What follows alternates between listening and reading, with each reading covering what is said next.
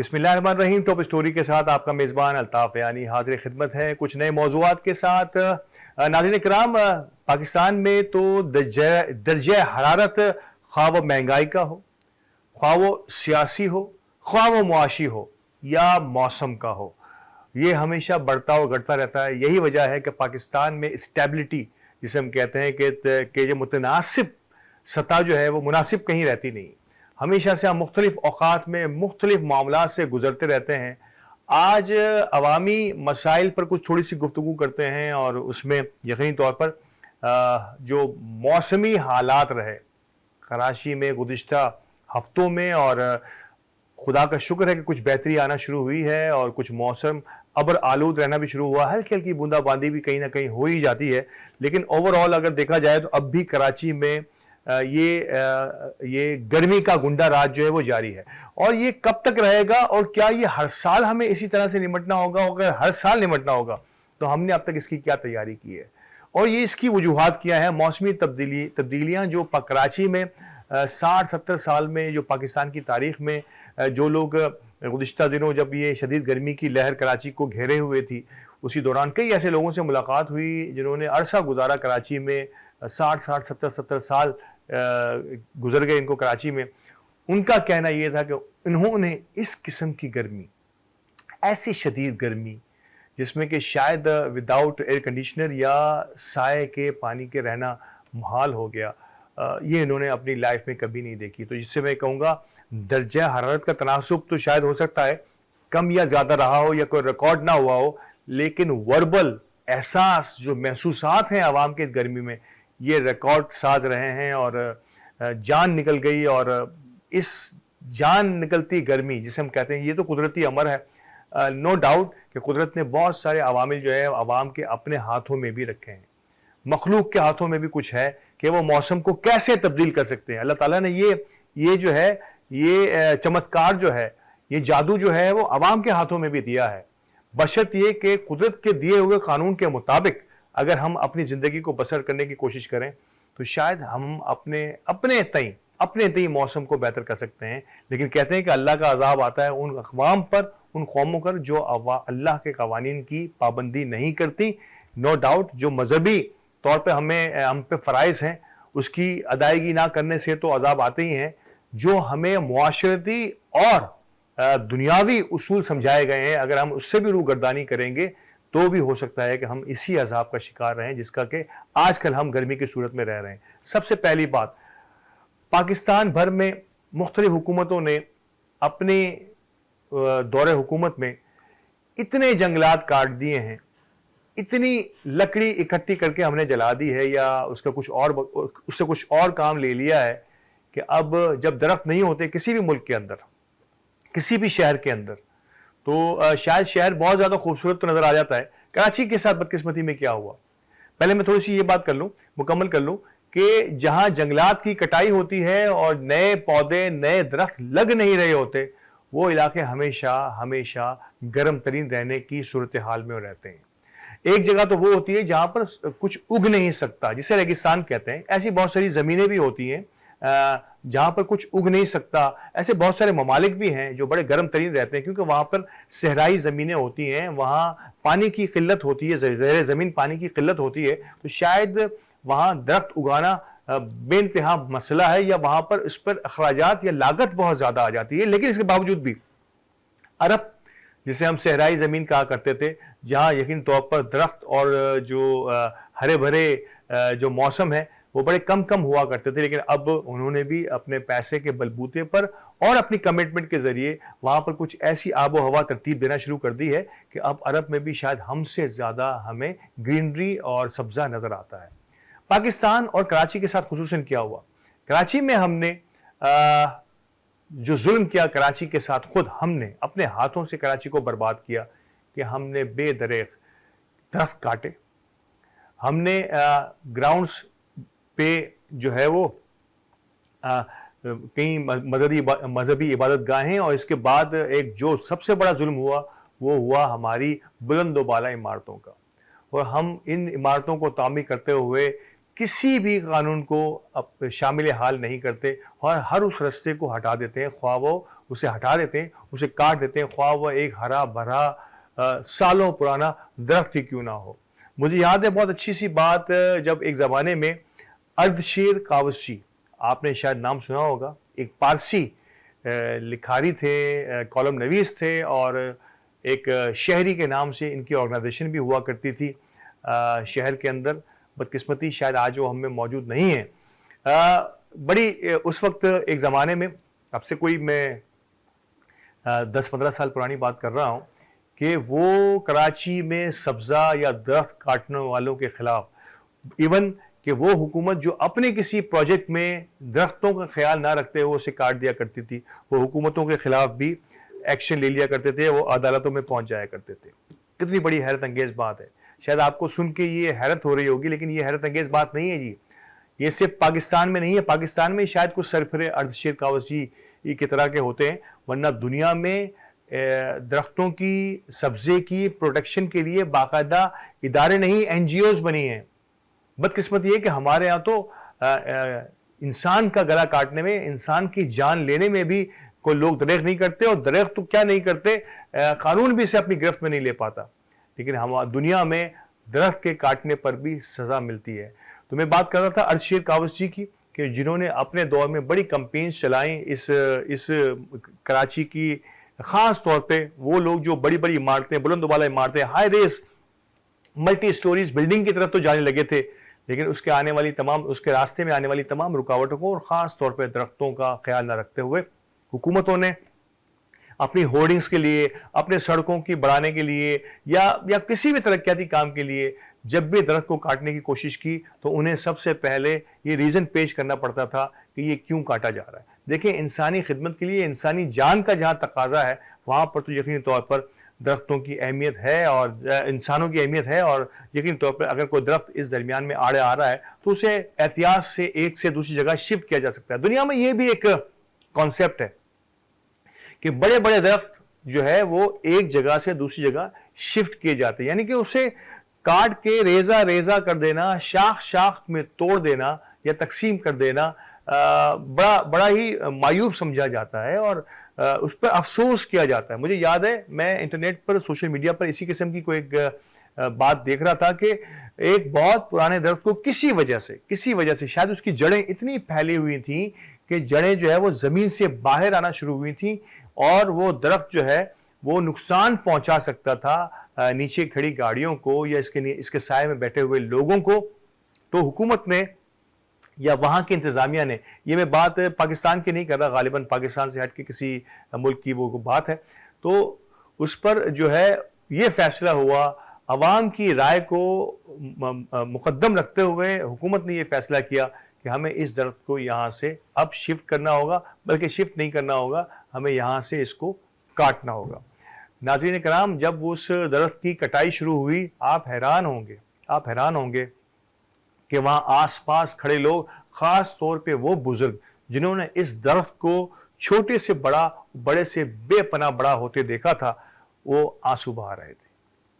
انہیں افسوس ہو رہا تھا, ان کے چہرے نمایاں تھے, اور کچھ لوگوں نے ان سے کچھ ملنے کی, بات کرنے کی کوشش بھی کی تھی, مجھے بہت اچھے سے یاد ہے, تو وہ ہچکیاں بھر رہے تھے, ان سے بات نہیں ہو پا رہی تھی. اس درخت کو کٹتا ہوا دیکھ کر میں بڑا حیران ہوا کہ یہ کیسے لوگ ہیں, کس دنیا میں بستے ہیں کہ ایک درخت کٹ رہا ہے, ہمارے سامنے 20 درخت کٹے ہوئے, بلکہ ٹرک میں لدے ہوئے نظر آتے ہیں, ہمیں کوئی افسوس نہیں ہوتا. لیکن یہ کیسے لوگ ہیں کہ ایک درخت کٹتا ہے تو ان کی آنکھوں میں آنسو آ جاتے ہیں اور ان کی ہچکیاں بن جاتی ہیں. تو ناظرین کرام, درختوں سے محبت جو لوگ کرتے ہیں ان کے موسمی مسائل بھی اتنے ہی موافق رہتے ہیں. اور ہم نے درخت کاٹے, ہم نے بے پناہ درخت کاٹے, ہم نے بلڈنگیں بنائی, ہم نے سڑکیں بنائی, ہم نے تالاب اور جوہر بنا دیے, لیکن ہم نے درختوں اور سبزہ لگانے کی کوئی کوشش نہیں کی. بدقسمتی ہے کہ جن لوگوں نے یہ کوشش کی انہیں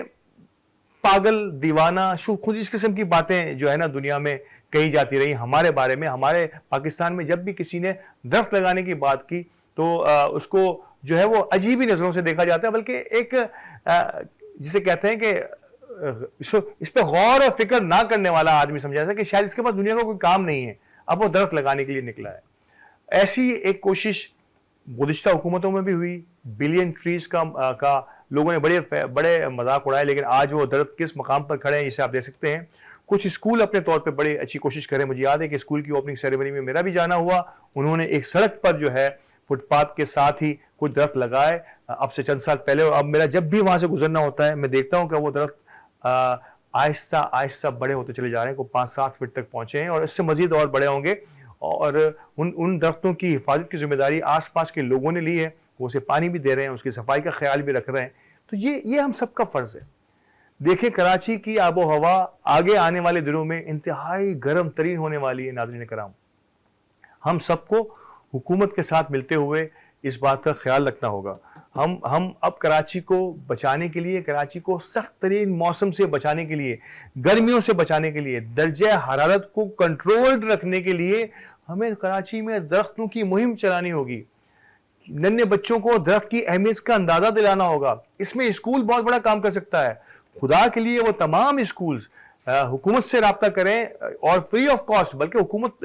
اسکولز جو ہیں وہ تو افورڈ بھی کر سکتے ہیں 10-20 روپے کا پودا لینا، تو ایسے پودے ہزاروں کی تعداد میں لیجیے، اپنے اسکول میں لگائیے، اپنے آس پاس کے پارک میں لگائیے، جہاں جگہ ملتی ہے وہاں لگائیے، اور صرف لگائیے نہیں،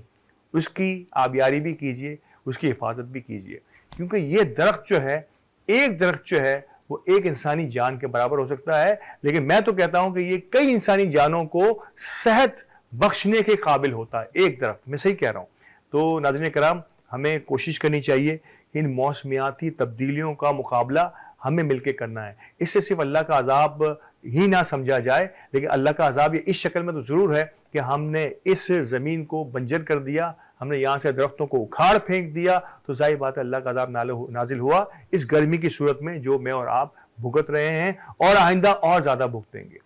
جی ہاں، محکمہ موسمیات کہتا ہے کہ آئندہ آنے والے سالوں میں یہ گرمی بتدریج بڑھتی چلی جائے گی، گرمی بڑھے گی، تو ان حالات میں میں اور آپ دیکھ رہے ہیں کہ ہمارا فیول کنزمپشن بجلی کی صورت میں بہت زیادہ بڑھ جاتا ہے، بجلی ہم پیدا نہیں کر پا رہے، چھوٹے چھوٹے گھروں کے اندر لوڈ شیڈنگ کے بعد کیا معاملات رہے، کتنی ہلاکتیں ہوئی ہیں اس گرمی، اس لوڈ شیڈنگ کے باعث لوگ ڈی ہائیڈریٹ ہوتے چلے گئے اور بیمار ہوئے اور ہاسپٹل بھرے رہے اس تمام عرصے میں۔ تو کیا انسانی جانیں اتنی ارزاں ہو گئی ہیں، تو وہ تمام اسکولز، میں کہوں گا کہ یہ کمپین جو ہے وہ اسکول اور کالجز سے، ہمارے تعلیمی اداروں سے شروع ہونی چاہیے۔ کئی پرائیویٹ ادارے اس پہ کام کر رہے ہیں، میں جو ہے وہ CPK کی ضرور بات کروں گا، citizen police CPLC police Karachi جو ہے وہ بڑی کوششیں کر رہی ہے اس معاملے میں، اور گزشتہ دنوں انہوں نے 1000 درختوں کی ایک مہم کا آغاز کیا، اور یہ بتدریج بڑھتے چلے جائیں گے، اور یہ کچھ چھوٹے ننھے منھے پودے نہیں دیتے۔ اگر آپ بھی اپنے جو ہے علاقے میں تناور 3 سے 4 فٹ کا درخت لگانے کی کوئی مہم کا آغاز کرنا چاہتے ہیں، تو آپ جو ہے عمر سونی صاحب سے جو ہے وہ محترم جو ہے CPK کے جو اہلکار جتنے بھی ہیں ان سب سے رابطہ قائم کریں، اور پلیز آپ وہ درخت حاصل کریں اور اپنے اپنے علاقوں میں، اپنے اپنے اسکولوں میں لگائیں، اور پھر اس کی آبیاری کریں، اس کی حفاظت بھی کریں، کیونکہ درخت آپ سے تھوڑی سی دیکھ بھال اور تھوڑی سی توجہ بھی مانگتا ہے۔ صرف لگا دینے سے یا صرف پانی دے دینے سے بھی کام نہیں چلتا، بہتر یہ ہے کہ آپ اس درخت کو لگانے کے بعد اس کی آبیاری کریں، اسے اپنی ذمہ داری سمجھ لیں اس کی آبیاری۔ آپ دیکھیے گا، میں یہ بات دل سے کہہ رہا ہوں، جن لوگوں نے بھی اپنے ہاتھوں سے کہیں درخت لگایا ہے اور اس کی حفاظت کی ذمہ داری بھی لی ہے، اسی لیے میں کہتا ہوں کہ درخت ہمیشہ اپنے گھر کے آس پاس لگائیے، تاکہ آتے جاتے آپ کی نگاہوں میں رہے، تاکہ اگر کسی مشکل کی صورت میں آپ اس کی دیکھ بھال بھی کر سکیں، اور جب اسے آپ بڑا اور بڑا اور بڑا ہوتا دیکھیں گے، میں یقین سے کہتا ہوں آپ کا دلی اطمینان، آپ کے دل کا جو سکون ہے وہ آپ کو نصیب ہوتا نظر آ جائے گا کہ آپ نے ایک درخت کو اپنے ہاتھوں سے اس زمین کا حصہ بنایا، اور اب یہ درخت آہستہ آہستہ اتنا بڑا ہو گیا کہ اس کے سائے میں نہ صرف لوگ بیٹھتے ہیں، بلکہ اس سے نکلنے والی ٹھنڈی ہواؤں سے کئی لوگ بہرہ مند ہوتے ہیں۔ تو ناظرین کرام، درخت لگائیے، درخت لگانے کی مہم والوں کا ساتھ دیجئے اور درختوں کو بانٹیے، تاکہ کراچی کی آب و ہوا آگے آنے والے سالوں میں ہمارے لیے عذاب الہی کی صورت اختیار نہ کر جائے۔ ناظرین کرام، وقفے کی طرف چلتے ہیں، اور وقفے کے بعد دوبارہ حاضر ہوتے ہیں اور کچھ اور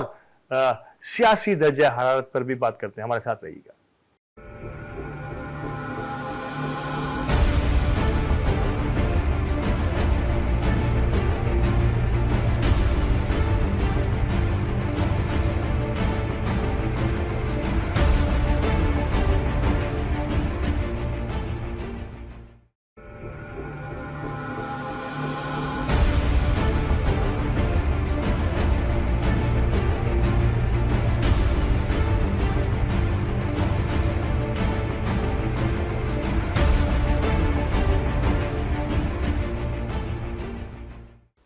वेलकम बैक नाज़रीन। वक्फे पे जाने से पहले कराची के दर्जे हरारत और सब इसमें क्या तब्दीलियां और हम अपना हिस्सा कितना अदा कर सकते हैं, इस पर मैं बात कर रहा था। नाज़रीन, इस गर्मी में, शदीद तरीन गर्मी में, बिजली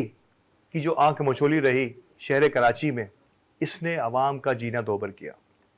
न जाने क्यों 70-75 सालों में हम हमारे अवाम को या हमारे लोगों को ये वही रोना पीटना है जो हम रोज़ाना की बुनियाद पर सोशल मीडिया पर और मेन स्ट्रीम मीडिया पर सुन रहे हैं कि फलां जगह पर बिजली ना होने पर हंगामा हो गया, फलां सड़क को बंद कर दिया गया, फलां इलाके के लोगों ने एहतजाज किया। लेकिन अब ये रोज़ का मामूल बन गया है। जो इदारे जिनका ये काम है, वो इदारे जिनका ये काम है, वो अपनी अपनी अपनी रविश से बाज नहीं आ रहे। उनका वही तरीक़ाकार है। बात तो की जाती है रिकवरी की, कि रिकवरी नहीं हो रही, लेकिन उस रिकवरी ना होने की सूरत में कई ऐसे लोग जो बाकायदगी के साथ बिल भरते हैं वो भी इसी ज़िम्मे में आ जाते हैं। तो ये जिम्मेदारी है उन इदारों की। ये आवाम की जिम्मेदारी नहीं है कि वो अपने पड़ोसी का, अपना तो बिल भर ही रहा है, अपने पड़ोसी का बिल भी चेक करता रहे, या अपनी गली या अपने गली मोहल्ले में रहने वाले लोगों का बिल भी चेक करे कि वो भर रहे हैं या नहीं भर रहे हैं, क्योंकि वो नहीं भरेंगे तो मैं भी उसी लोड शेडिंग की जद में आ जाऊंगा। ये आवाम का काम नहीं है, ये इदारों का काम है। जिनका काम कलेक्शन है वो कलेक्शन करें, जो कलेक्शन नहीं कर देता, किसी भी वजह से नहीं दे पा रहा, उसके साथ थोड़ी सी रियायत करें, इंस्टॉलमेंट करें, किससे करें, लेकिन अगर इसके बावजूद नहीं भरता तो उसको नुकसान पहुंचना चाहिए, ना कि उसके पड़ोसी को जो कि बाकायदगी के साथ बिल भरता है। तो खुदा के लिए सबसे पहले तो ये सिस्टम जिसे कहते हैं ना इंसाफ और अदल का सिस्टम, इंसाफ और अदल के सिस्टम को हर जगह पर राइज करना है। मैं अगर बिल नहीं भर रहा तो लाइट तो मेरी कटनी चाहिए, लेकिन उस लोड शेडिंग के जद में वो तमाम पूरा उस फीडर से बिजली हासिल करने वाले वो तमाम लोग जो हैं वो इस बिजली से महरूम रहते हैं। और इस शदीद तरीन गर्मी में, ऐसी गर्मी जिसे ये काट खाने वाली गर्मी कहते हैं, इस गर्मी में जिस किस्म जैसे लोगों ने हालात गुजरे हैं, उन छोटे छोटे बंद गलियों में, कराची में ऐसे कई स्लम एरियाज हैं जहाँ पर रहने वालों के लिए शायद कोई प्रॉपर छत भी नहीं है। उन इलाकों में अगर बिजली की इस किस्म की लोड शेडिंग, छोटे छोटे बच्चों के लिए आपने और मैंने देखा कि छोटे छोटे पंखे खरीद के लोग अपनी अपनी अपनी ज़रूरियात ज़िंदगी को पसे पुश डालकर, शायद खाने पीने की कुछ चीज़ों को पसे पुश डालकर, वो जो है छोटे छोटे पंखों पर, बैटरी से चलने वाली चीज़ों पर जो है वो इत्तेफाक किए हुए थे कि किसी तरह से हमारे बच्चे बआसानी सो सकें। बच्चा सोएगा तो शायद सुबह स्कूल या कुछ पढ़ने के, कुछ करने के काबिल होगा। यही वो सारा मामला है जिसके बायस जो है वो हमारे यहाँ के मामलात और मसाइल जो है वो दिन ब दिन बढ़ते चले जा रहे हैं। बिजली ना सिर्फ आती नहीं है, बल्कि जो आ रही है वो इतनी महंगी हो गई है। कहाँ गए वो लोग जो कहा करते थे कि हम 200 यूनिट फ्री कर देंगे आवाम के लिए, हम 300 यूनिट फ्री कर देंगे। जबानें नहीं थकती थी हमारे मीडिया की, इनकी ये कलाबें दिखाते माफ कीजिएगा। लेकिन अब देखिए, आप और हम इंतजार ही करते हैं। 200-300 तो छोड़ दीजिए, अब तो 200 यूनिट से ज्यादा कितना बड़ा जुल्म हो गया कि 200 यूनिट पे आपका बिल 3,500 और 201 यूनिट पर यही बिल तकरीबन 8-9 हज़ार तक पहुंच जाता है। जिसका जिक्र मैंने अपने गुज़िश्ता प्रोग्राम में भी किया था। तो बिजली की इस किस्म की सूरत हाल, ये पहली मरतबा, मैं नाज़रीन कराम, आप NGOs, वो तमाम NGOs जो कि आवाम की खिदमत के लिए, आवाम की मुश्किलात को दूर करने के लिए, आवाम के मुश्किल हालात में उनका साथ निभाने के लिए, उनके साथ हाथ से हाथ और कदम से कदम मिलाकर चलती हैं, इस मरतबा उनसे पूछ लीजिए कि इनके पास सबसे ज़्यादा केसेस किस चीज़ के आ रहे हैं। न्यू केसेस, न्यू फेसेस की मैं बात कर रहा हूँ। ऐसे लोग जिन्होंने आज तक कभी हाथ नहीं फैलाया, ऐसे लोग जो कभी किसी इदारे के दरवाजे पर नहीं गए, वो आज अगर किसी इदारे के दरवाजे पर जाने के लिए पहुंचे हैं तो उसकी वजह क्या थी? बिजली का बिल। आप देख लीजिए इदारों की तरफ, उनसे पूछ लीजिए, आपको पता चल जाएगा। इतने सफेद पोश लोग जो हैं उनका बिल इस हद तक इतनी तेजी से ऊपर पहुंच गया है कि 50-50, 60-60 हज़ार, 20-20 हज़ार तो आम सी बात है, 15-20 हज़ार तो आम सी बात है। लेकिन जो लोग 5 हज़ार की कैपेसिटी के साथ चल रहे थे, वो अगर 15-20 हज़ार तक पहुंचेंगे तो कैसे भर पाएंगे? तो यकीन तौर पर वो भी इदारों की तरफ जाते हैं।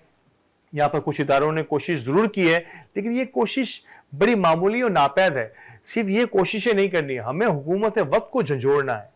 मैं ये भी एक वजह है कि जहाँ कुछ थोड़ी सी मामलात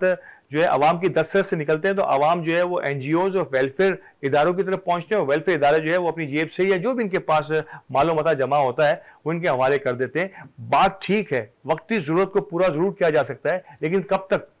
हमें हुकूमतों को झंझोड़ना होगा कि ये हालात क्यों पैदा हुए, کیوں بجلی اتنی مہنگی ہوئی, کیوں ہم اور آپ یعنی عوام جو ہے وہ تو بجلی برابر جتنی استعمال کر رہی ہے اتنی پے کرتی رہے, لیکن ہمارے اسمبلی کے ممبران, ہمارے اداروں کے بڑے, ہمارے سرکاری ملازمین, ہمارے وہ اشرافیہ ہزاروں یونٹ فری بجلی خرچ کر لیں. ان کے لیے پیٹرول بھی فری ہے, ان کے لیے بجلی کے بل بھی فری ہیں, ان کے لیے گھومنا پھرنا بھی فری ہے. تو کیا یہ سب انہی لوگوں کے لیے, کیا پاکستان انہی کے لیے بنا تھا؟ پاکستان کے عوام آپ جس دور سے, جس کرب سے گزر رہے ہیں ناظرین کرام, یہ کچھ ڈھکی چھپی بات نہیں ہے. اور اب حد ہوتی ہے, کسی بھی چیز کی حد ہوتی ہے. میں ڈر رہا ہوں اور خوف آ رہا ہے مجھے اس وقت سے کہ جب عوام اپنے ہاتھوں میں قانون کو اپنے ہاتھوں میں تھام لے گی, وہ نکل پڑے گی باہر. خدا را اتنا عوام کو مت دبائیے. کوئی بھی چیز جب دبتی ہے, کسی بھی لاوے کو جب دبایا جاتا ہے تو وہ بہت ہی زیادہ دھماکہ خیز انداز میں پھٹتا ہے. اور شاید عوام کے پھٹنا یقین کیجئے گا کہ حکومتوں کے لیے ریاستوں کو بہا کر لے جائے گا. تو خدا را میں ان تمام ارباب اختیار سے جو آج کسی بھی زوم میں موجود ہیں کہ شاید انہیں کوئی بھی ہلا نہیں پائے گا, وہ خس و خاشاک کی طرح بہتے چلے جائیں گے عوام کے اس سمندر میں, عوام کے اس غیظ و غضب میں. تو خدا کے لیے کوشش کیجئے اور عوام کو ریلیف دینے کے ذرائع پیدا کیجئے. صرف ٹیکسز سے کچھ نہیں ہونے والا. اور لگ ایسا رہا ہے کہ اب تو حکومتوں کی جو معاشی حالت ہے, جس تیزی سے IMF کے ساتھ مل کر, یہ میں نہیں کہہ رہا, وزیر اعظم نے اسمبلی کے فلور پہ کہا ہے کہ ہم نے یہ بجٹ جو ہے وہ IMF کے ساتھ مل کر بنایا. اور میں نے آپ کو بتایا اپنے گزشتہ پروگرام میں, اس بجٹ کو مولا جٹ بجٹ کہا تھا, جس نے وہ تمام ریکارڈ توڑ دیے جو عوام پر اس بجٹ کی صورت میں, خواہ عام آدمی ہو, خواہ کوئی اسٹوڈنٹ ہو, خواہ تنخواہ دار طبقہ ہو, خواہ تاجر ہو, خواہ ٹیچر ہو, خواہ کوئی میڈیا ہاؤس ہو, کسی کو نہیں بخشا گیا. اور اب ان کی خالص آمدنی کا ذریعہ حکومتوں کی, یعنی کہ ان کے عللے تللے چلتے رہیں, ان کی شاہ خرچیاں چلتی رہیں, آپ ان کے پروٹوکول چلتے رہیں. جو آپ دیکھیے ان کے پروٹوکولز, اور روزانہ سوشل میڈیا پر ان کے پروٹوکول چل رہے ہیں,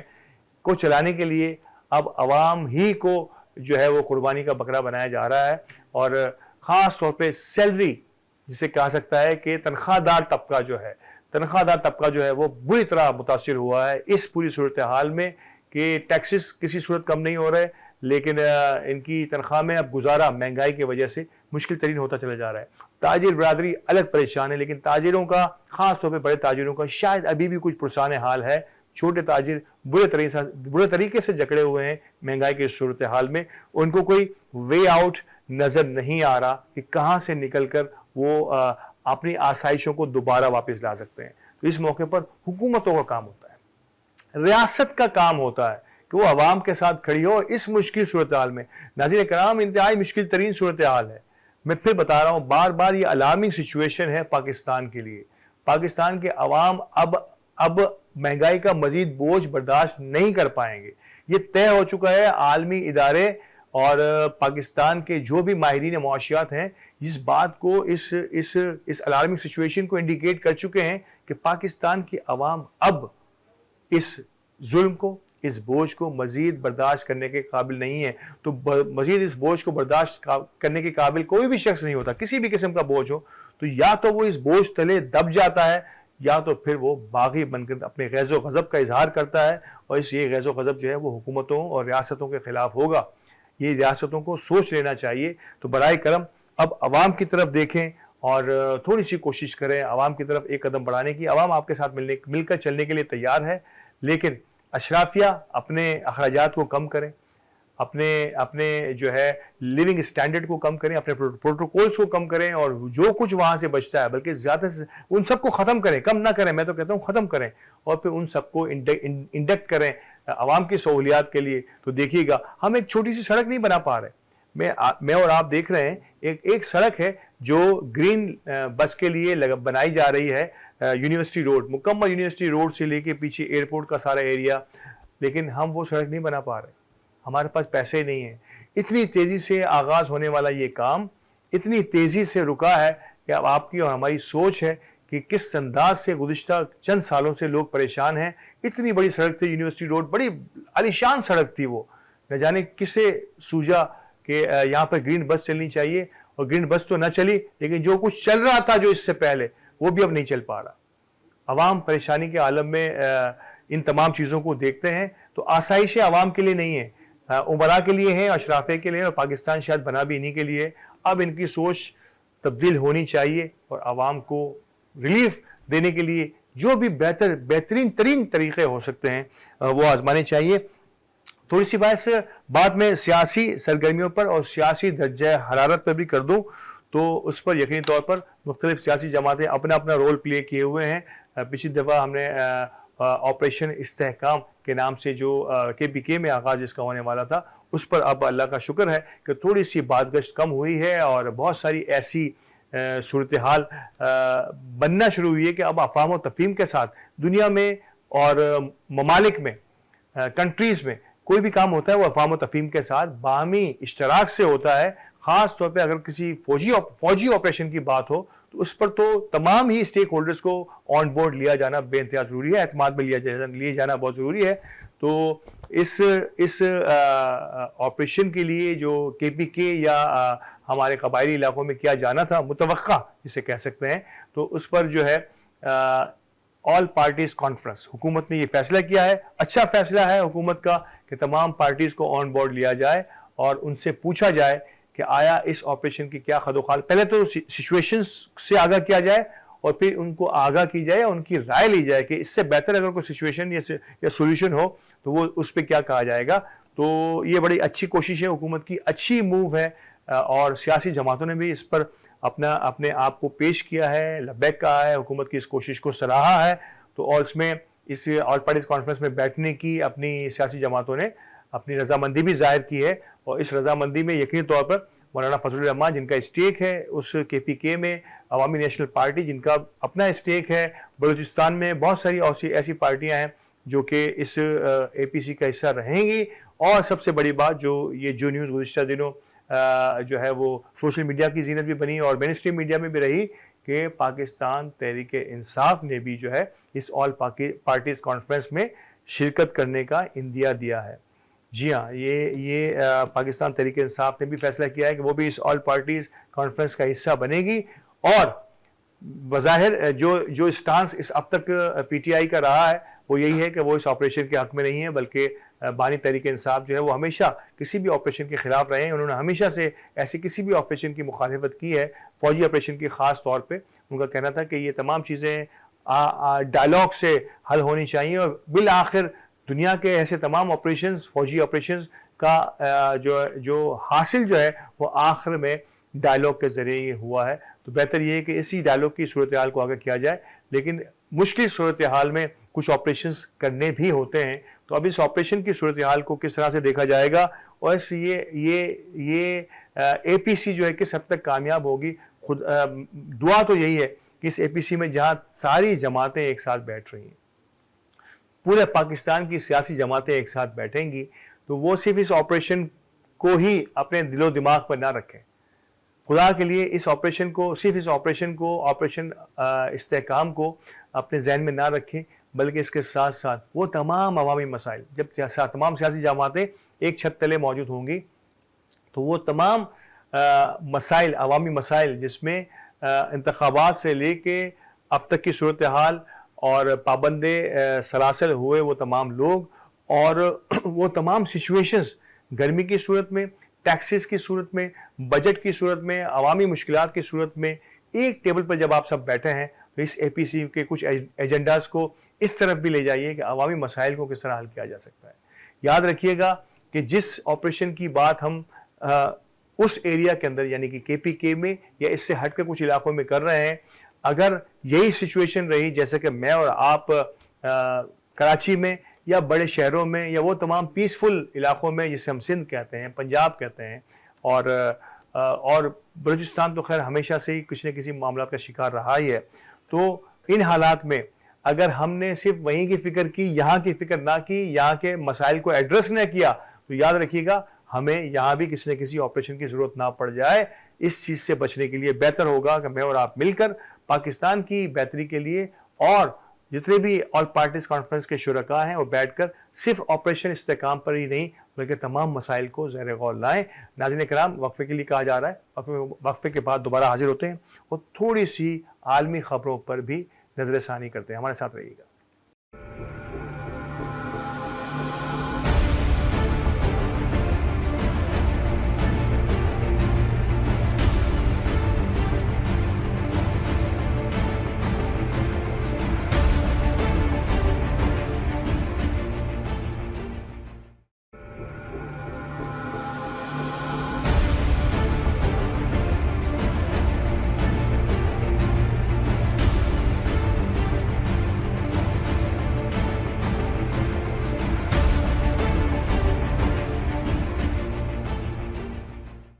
ویلکم بیک ناظرین، اور وقفے کے بعد دوبارہ حاضر ہوں۔ عالمی خبروں میں سب سے پہلے ہمارا دل جس مسئلے پر الجھا ہوا ہے، اٹکا ہوا ہے، اس مسئلے کا کوئی دیر پا حل نہیں ہو پا رہا، گو کہ کچھ اچھی اور امید افزا خبریں ضرور آئی ہیں۔ میں بات کر رہا ہوں اسرائیل اور فلسطین تنازع کی۔ یہ تنازع نہیں ہے، یہ پیدا کیا گیا ہے۔ اسرائیل اور اسرائیل کے ہینڈلرز نے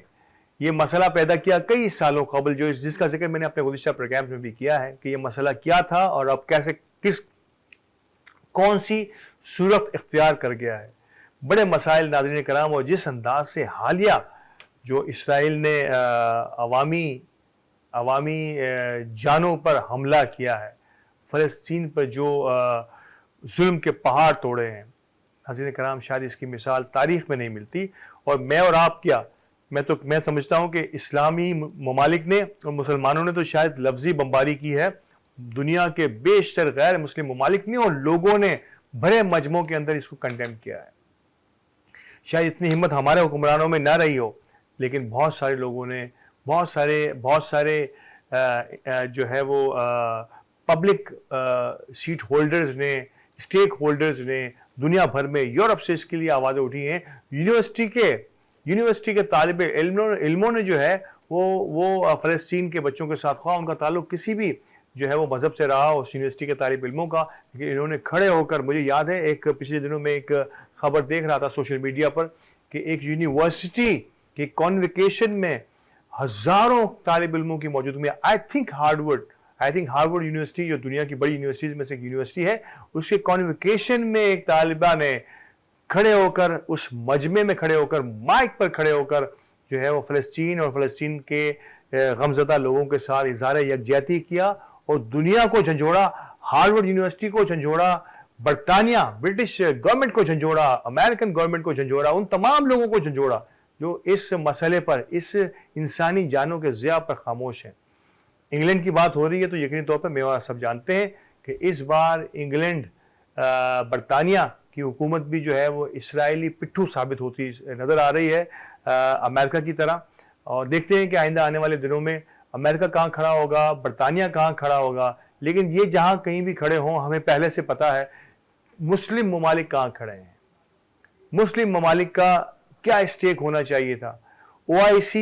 بلائی جاتی، فوراً ہی تمام اسلامی ممالک اکٹھے ہوتے، سوچتے، اس کا دیر پا حل نکالتے، پریشر ڈالتے اسرائیل پر، اور یقین کریں اگر اسلامی ممالک مل سکتے ہیں تو اسرائیل تو اتنا سا ہے، ٹھیک ہے، ٹیکنالوجی ہے، اس کے پاس تعلیم ہے، دنیا کے بہت سارے جو ہے وہ مراعات یافتہ لوگوں میں شامل ہیں اسرائیلی، اور دنیا کے کئی قسم کے فنڈز پر ان کا ہولڈ ہے، لیکن ظالم کتنا ہی بڑا کیوں نہ ہو، اگر مظلوم مل کر کوشش کریں اس کے خلاف تو کامیاب ہونا کوئی دریغ نہیں ہے۔ لیکن بدقسمتی ہے ہماری کہ ہم جو ہے وہ اس قسم کے حالات سے نبرد آزما تو ہوتے رہتے ہیں، لیکن اسلامی ممالک جو ہے وہ کبھی بھی اکٹھا نہیں ہو پایا، اور جہاں بھی کوششیں کی گئی، ایک اور بات سن لیجئے، جہاں بھی کوششیں کی گئی،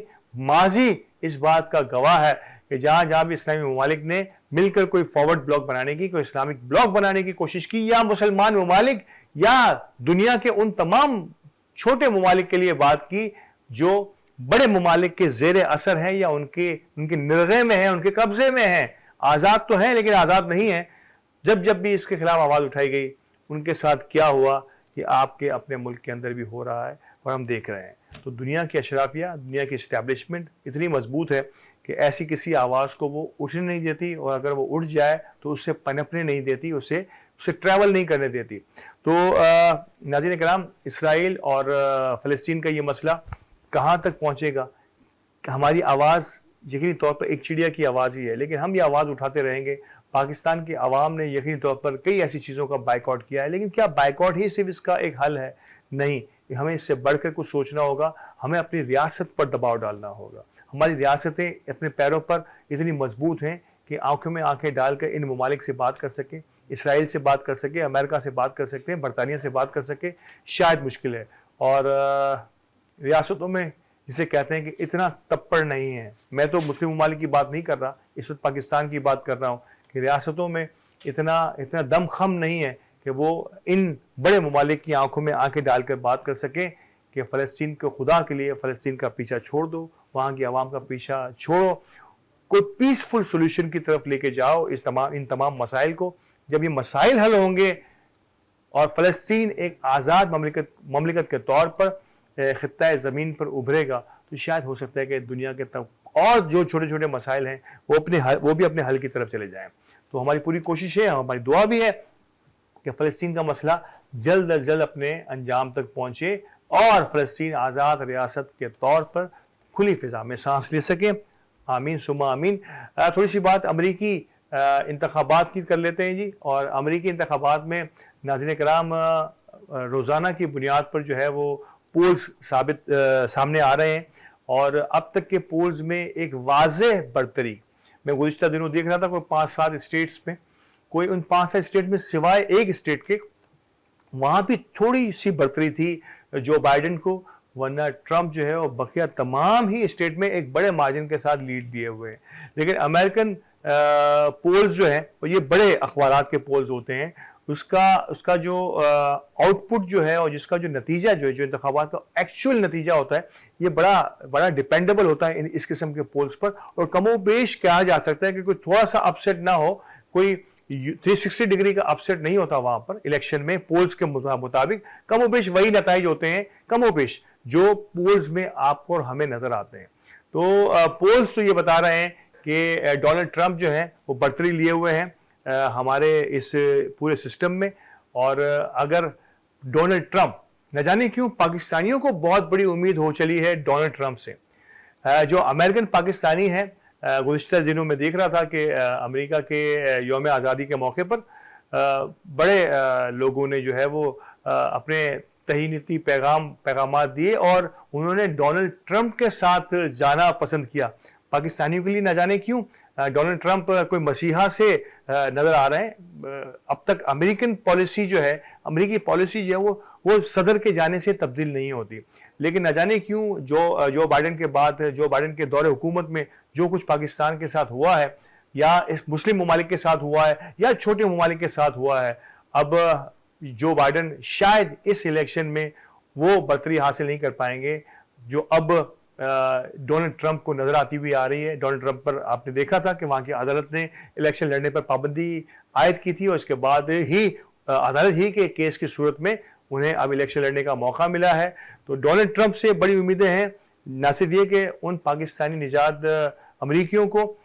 جو کہ امریکہ میں رہتے ہیں، بڑی اکثریت جو ہے وہ ڈونلڈ ٹرمپ کو سپورٹ کرنے والی ہے اس الیکشن میں، بلکہ پاکستان میں رہنے والے لوگ جو ہیں وہ بھی ڈونلڈ ٹرمپ کو مسیحا سمجھ رہے ہیں. نہ جانے کیوں کہ وہ سمجھ رہے ہیں کہ پاکستان کے جو موجودہ حالات ہیں، خواہ وہ سیاسی ہوں، خواہ وہ معاشی ہوں، ان پر امریکی حکومت کا اثر تو رہتا ہے. تو کہنا یہ چاہتا ہے پاکستان اپنے انداز میں، پاکستانی، کہ اگر ڈونلڈ ٹرمپ دوبارہ سے واپس آنا شروع ہو جاتے ہیں، کامیاب ہو جاتے ہیں امریکی صدر بننے میں، تو پاکستان کے لیے بڑی آسانیاں ہوں گی اور پاکستان کے لیے ترقی اور کامیابی کے دروازے کھلیں گے. جو انسٹیبلٹی ہے سیاسی اور معاشی، اس میں فائدہ ہو سکتا ہے. اور ان تمام اور ہمارے جو سیاسی حالات جو ہیں،